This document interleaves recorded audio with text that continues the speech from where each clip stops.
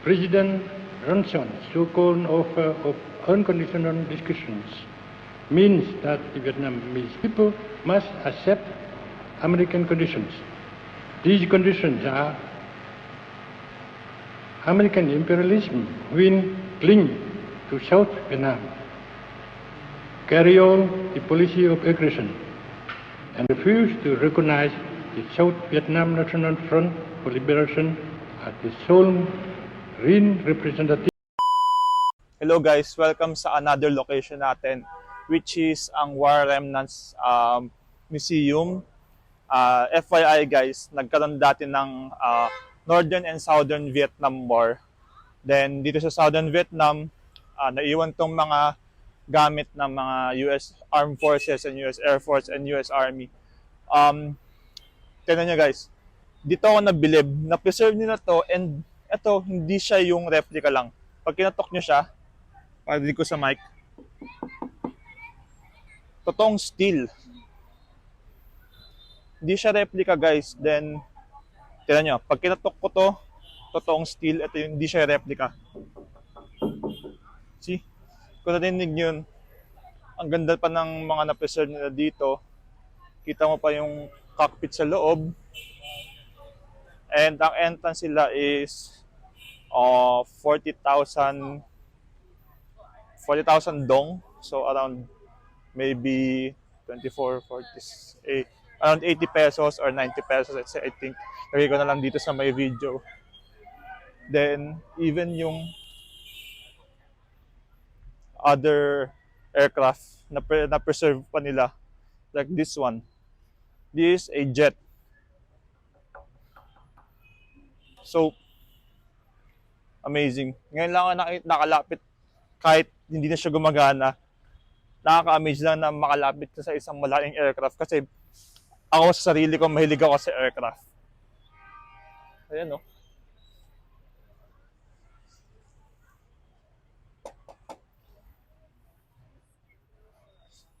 Tapos ito yung pinakamalaking aircraft sa kanila.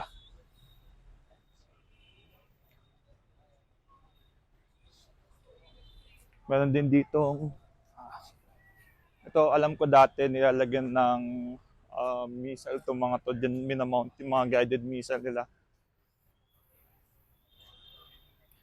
At itong, this is a attack helicopter.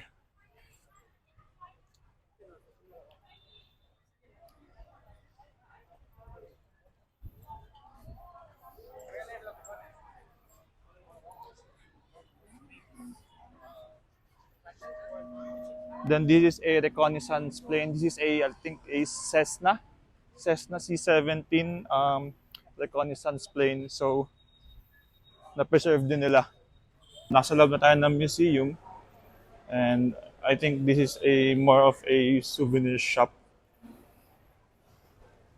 So I'll explain it to you guys. Here's a voiceover. So there are 8 sections in the War Remnants Museum.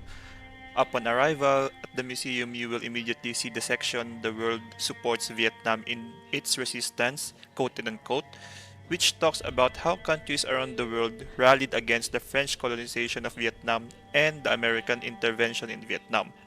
So maraming part tong War Remnants Museum. Di ko na na-videohan lahat. Pero sa upper floors niya, you will get to see the artifacts including bombs, weapons like guns and knives, and photos and information about military campaigns and attacks. The exhibition on the aftermath of the Agent Orange legacy, by the way, Agent Orange legacy, Agent Orange na yun is when American soldiers drop poison gas sa mga Vietcong, which affected the Vietnamese people. So yung iba doon, pinanganak ng walang kamay, or parang mutated, gano'n.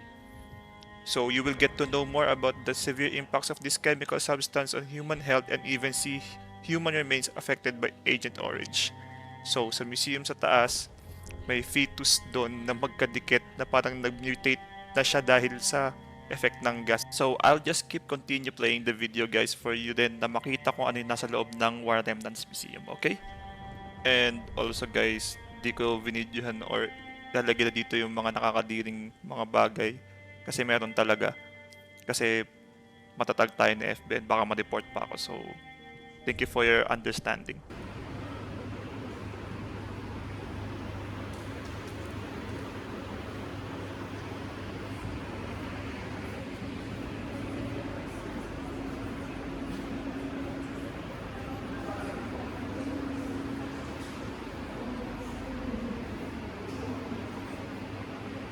So what's up mga pre, andito tayo ngayon sa may city bus tour nila, city bus tour experience. Ang cost nito is 150,000 dong. I think it's around stock times niya sa 0.0024 and yun na yung presyo.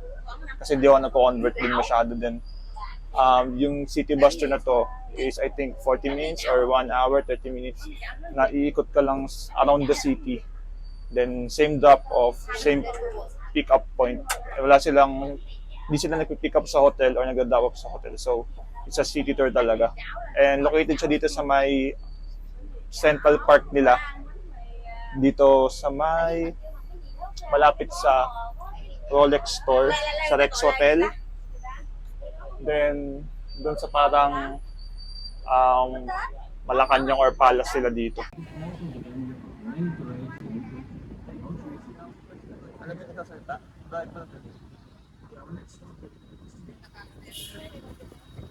Kaya nga alam ko, wala kita.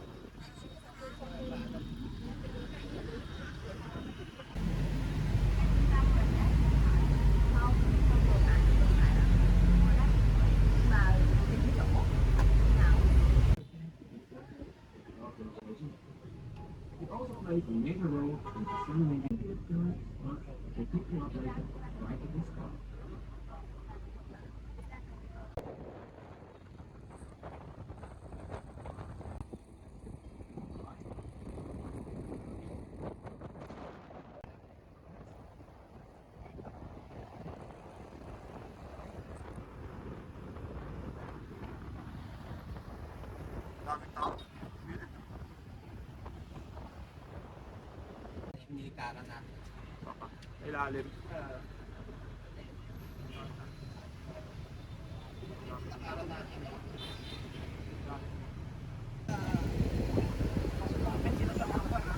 open sila. Di sila may quick nga eh. Sa bagay, ang Thailand siya ano eh. Parang may pagkaganon din eh. Ay, ang Thailand naman team.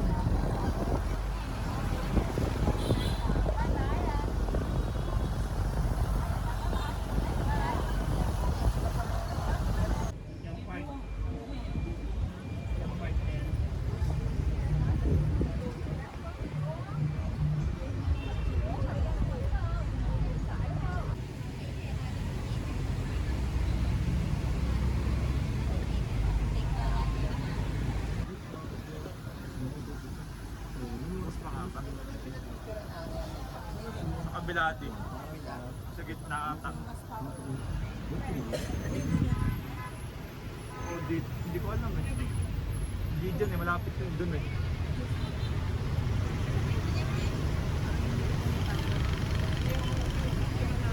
Kabila.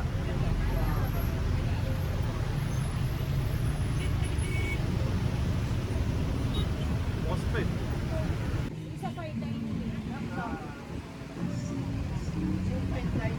Parang yung ano yung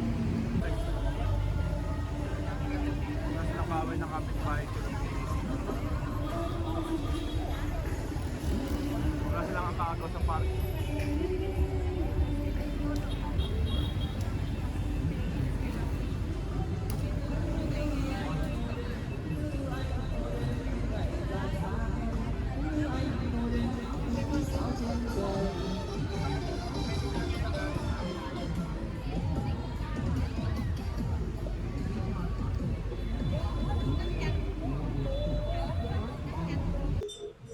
So that concludes our city bus tour mga pre.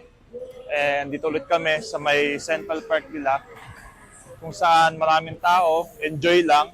And ito yung bus na sinakyan namin. Thank you kay kuya, kahit gutom ka na, dinrive mo kami. Tapos, ito yun. Kumbaga ito yung pinakang chill place and relax place nila. Tapos maghanap tayo ng food ngayon. So guys, ito yung pinakang Central Park nila, chill place. Maraming gimmick. Pero, so as far naman, wala namang scammer or mga mag-aalok sa'yo na kung ano-ano. Bahala ka sa buhay mo kung anong gusto mong gawin dito, pero wag ka lang gagawa ng stupid na bagay. And, ayun, chill place, mahangin dito, malamig, and presko yung hangin. So, wala akong masabi kasi sobrang buong araw na ako nagta-travel, kanina pa ako nagta-travel. Kanina pa kami umaalis.